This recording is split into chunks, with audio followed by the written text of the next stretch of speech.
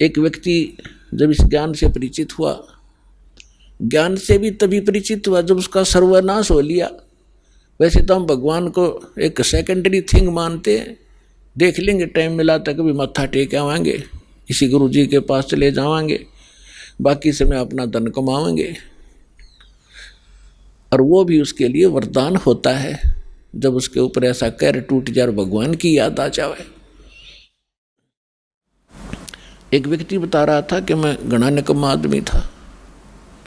अब पता चला कि मैं निकम्मा था, जब तक मैं घना अच्छा मान रहा था अपने आप को। मेरी एक टेप रिकॉर्डर की दुकान थी, रिपेयर एंड सेल की।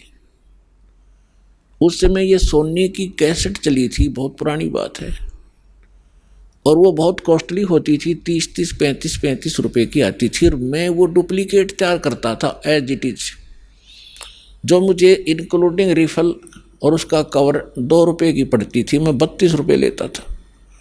तो भोली आत्मा 35 की बजाय 32 में मेरे पास लेने आते थे,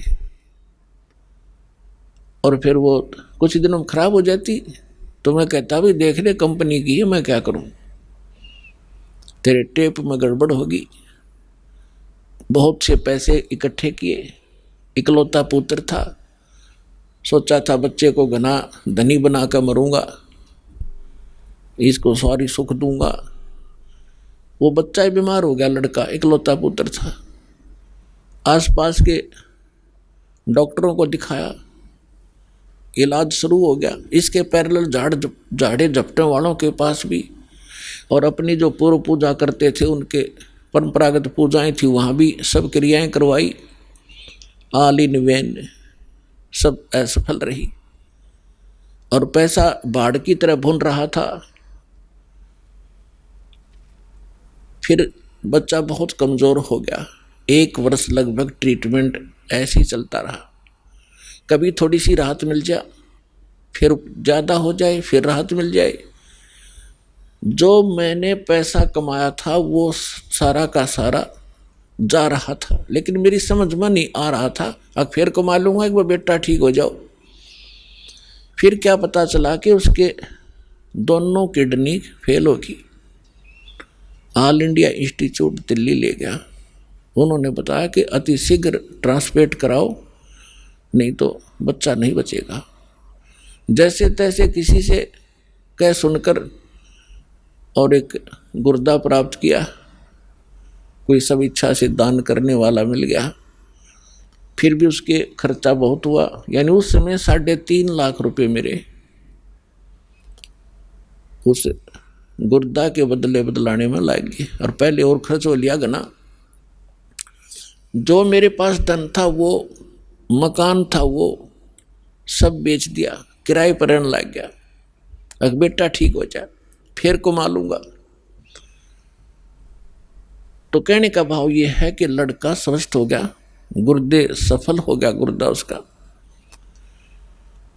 फिर गांव में एक प्लाट था, वो बेचकर शहर में छोटा सा मकान भी बना लिया। बच्चे के विवाह की तैयारी थी, अच्छी शिक्षा ग्रहण करवाई थी उसको, और अच्छी नौकरी की अपॉइंटमेंट भी उसकी होगी थी। विवाह की तैयारी कर रहे थे, खूब सारी धूमधाम से कार्य किए जा रहे थे। वो लड़का एक अपनी कार में जा रहा था, एक गाड़ी से टकरा गया ट्राले तक, यानी बस दुर्घटना में उसकी मृत्यु होगी। बस में जा रहा था।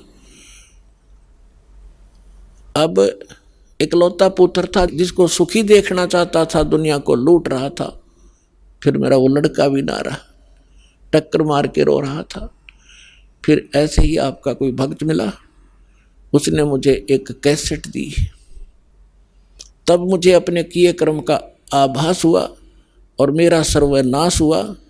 तो तब मैं परमात्मा की तरफ चला, ना तो शायद मैं भगवान भी याद नहीं करता। तो पुण्यात्माओं, परमात्मा कहते हैं, तुमने दरगाह का उस मैल नहीं देखा, धर्मराज के तिल तिल का लेखा। तुमने वहाँ देखा नहीं भगवान का, वहाँ कैसे अकाउंट होता है। 1 पाई भी 1 नए पैसे का वहाँ हेरा फेरी नहीं होगी। आपका किया कर्म एज ए फिल्म आपके सामने चल पड़ेगा।